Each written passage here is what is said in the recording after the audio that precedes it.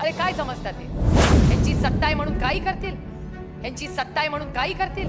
प्रेमाची नाती असतात ना, ती जपायची असतात. जपायला जास्त ताकद लागते, तोडायला फार हिंमत लागत नाही. जेव्हा एखादा माणूस छोटं काही बोलून जातो ना, तर डोळ्यात टचकन पाणी येतं. आता रडण्याचे दिवस गेले, आता फक्त लढण्याचे दिवस आलेले आहेत. आता फक्त लढण्याचे दिवस आलेले आहेत. मगाशी कुणाच्या तरी भाषणात आलं की घड्याळ आपल्याकडून गेलेला आहे. घड्याळ म्हणजे चिन्ह आणि पक्ष. मला राष्ट्रवादी काँग्रेस पक्षाच्या सगळ्या पदाधिकाऱ्यांना सांगितलेलं आहे आणि या कार्यक्रमाच्या निमित्ताने सांगू इच्छिते, ते गेलेलं नाहीये, ते हिसकावून घेतलेलं आहे. आणि हिसकावून घेतलेली गोष्ट दोन पद्धतीने आपण त्याच्याकडे बघू शकतो.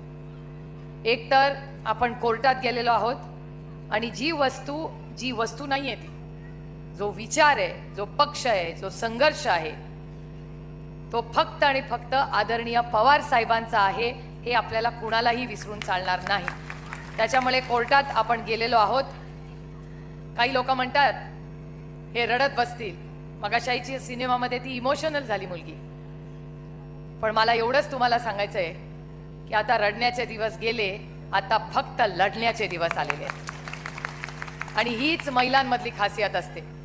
जेव्हा एखादा माणूस छोटं काही बोलून जातो ना, तर डोळ्यात टचकन पाणी येतं. पण जेव्हा महिलेवर संघर्ष करायचा काळ येतो, तीच महिला पदर खोचून ताकदीने लढते आणि महिला शक्ती सब पे भारी पडते. लक्षात ठेवा सगळे. माझ्याबद्दल अनेक गोष्टी सांगितल्या गेल्या. मी मगाशीच एक फोटो काढला.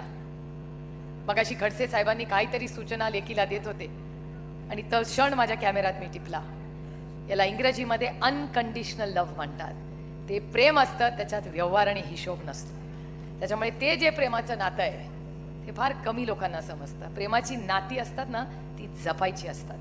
ते जपायला जास्त ताकद लागते, तोडायला फार हिंमत लागत नाही. आणि त्याच्यामुळे हा जरी तुम्हाला वाटत असेल संघर्षाचा काळ आहे, मला उलट तो संघर्षाचा वाटतच नाही. कारण का मला असं वाटतंय की मैदान सबके लिए खुला है.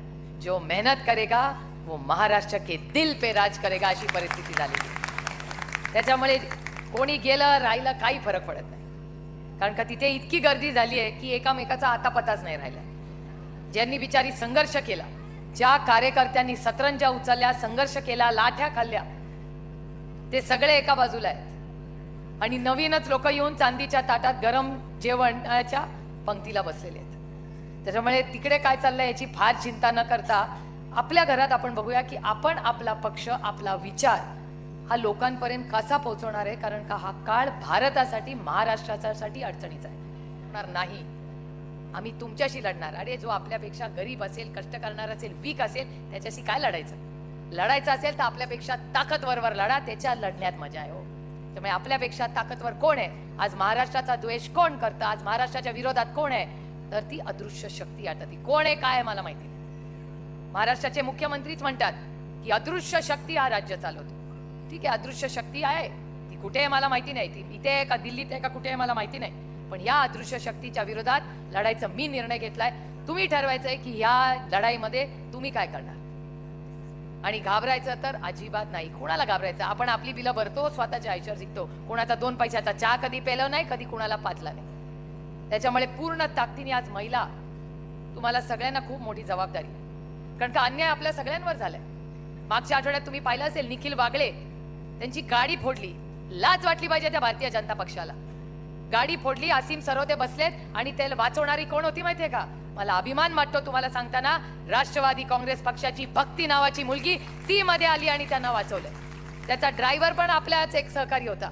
त्याला निखिल वागळे म्हणाले, बाबा कोण आहेस तू? तो म्हणला काळजी करू नका, मी पवार साहेबांचा कार्यकर्ता आहे, मी नाही दगडधोंड्यांना घाबरत. तो तशीच गाडी नेली. आज निखिल वागळे स्वतः म्हणतात की आज मी आणि असीम सरोदे जिवंत आहोत.